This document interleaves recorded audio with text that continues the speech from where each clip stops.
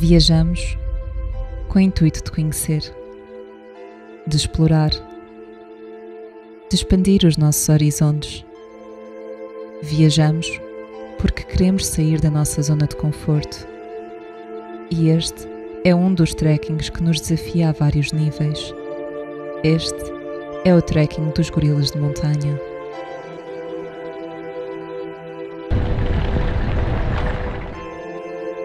Acordámos cedo e partimos rumo a Bwindi, a floresta impenetrável no Uganda.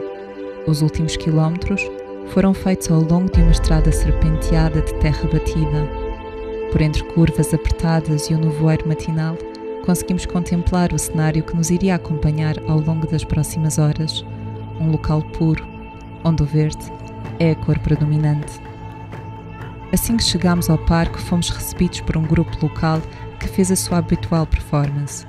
Um sinal de que estávamos próximos de uma aventura que seria única nas nossas vidas.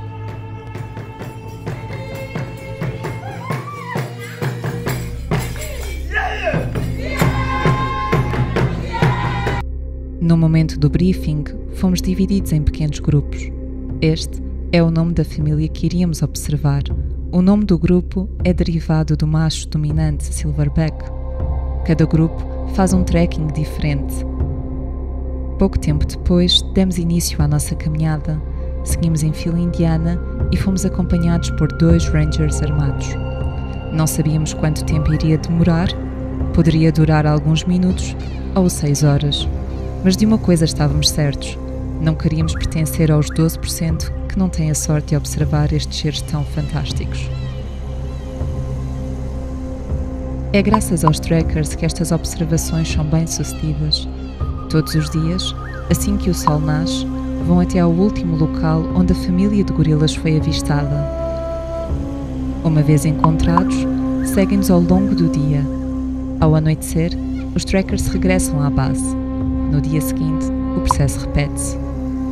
Desta forma é possível que nós, turistas, sejamos bem-sucedidos, mas acima de tudo, é possível verificar as suas condições de saúde e protegê-los de atividades furtivas.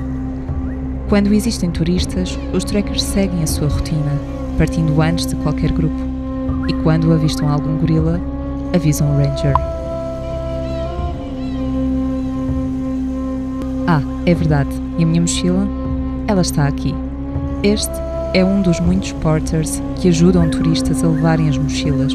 Mesmo que não precise de ajuda, considere este serviço. É uma forma de ajudarmos os locais e eles tiram-nos um peso de cima, literalmente. O caricato da situação é que estes porters não transportam apenas mochilas, transportam pessoas. Isso mesmo, pessoas. No nosso grupo encontrava-se uma pessoa com dificuldades de mobilidade e por isso, em vez de 7 pessoas e os rangers, passamos para mais do quádruplo. Como costumo dizer, cada viagem é única. O percurso em si é incrível e o entusiasmo toma conta do nosso corpo, ao ponto de nem darmos pelo tempo passar. A dado momento, um dos rangers diz-nos que o Silverback foi avistado. Nessa altura, pousamos as coisas no chão e levámos somente o essencial. Tudo o resto, como mochilas e bastões, tiveram de ficar para trás. Foi nesse momento que o nome Floresta Impenetrável se fez sentir. Fomos subindo uma enorme ladeira, desafiando o poder da gravidade. No meio da vegetação, consegui ver uma mão que levava delicadamente folhas à boca. Poucos minutos depois, voltou-nos as costas e começou a subir. Com auxílio a uma katana, o ranger foi cortando a vegetação que de outra forma seria impossível de passar. Lembro-me de pensar, não sei onde estou a colocar os pés nem onde me estou a agarrar, mas a adrenalina era tanta que não permitia parar. Passando uma primeira barreira, lá estava ele novamente, claramente à nossa espera para se mover mais uma vez.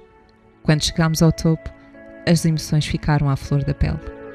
Tínhamos o Silverback e a sua família à nossa frente.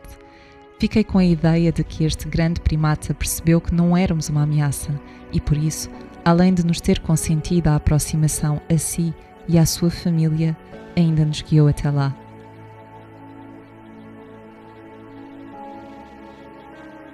Durou 60 minutos a uma distância de 7 metros. Distância essa que nem sempre é respeitada por estes seres, que são muito curiosos. Como partilhamos 98% do nosso ADN com os gorilas, se eles forem expostos a uma simples constipação ou gripe do ser humano, para eles poderá representar uma fatalidade, pois não desenvolveram a imunidade necessária para estas doenças. Enquanto fazíamos o trajeto de volta, fomos surpreendidos por esta família que seguia o seu caminho, mas decidiu perceber onde íamos. Mais um momento delicioso.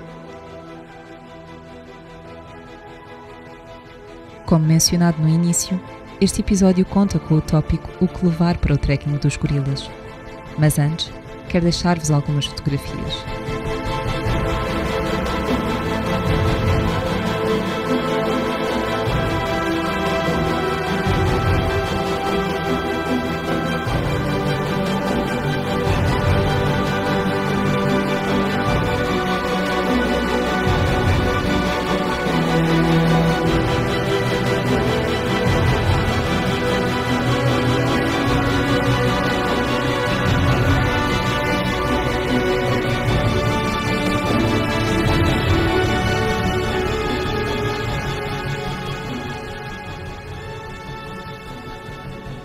No total, foram mais de 17 km, 4 horas e 40 minutos, alguns deslizamentos e algumas dentadas de formigas para fazer a observação dos gorilas.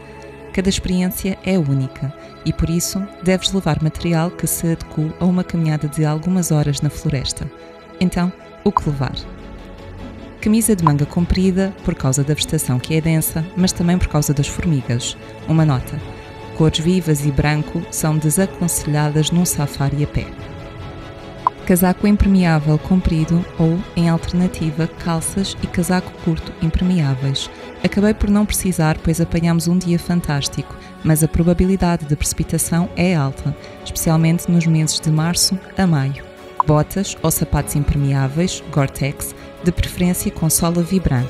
Mesmo que não chova, há zonas bastante enlameadas. Lenço, chapéu e protetor solar.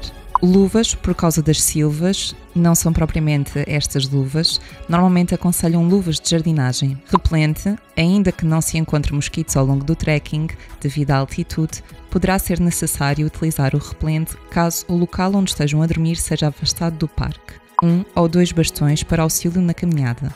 Caso te esqueças ou não tenhas, basta pedir no início do briefing ao Ranger. Eles têm bastões para emprestar e aceita, não te armes em forte. Ajudam bastante, sobretudo nas descidas.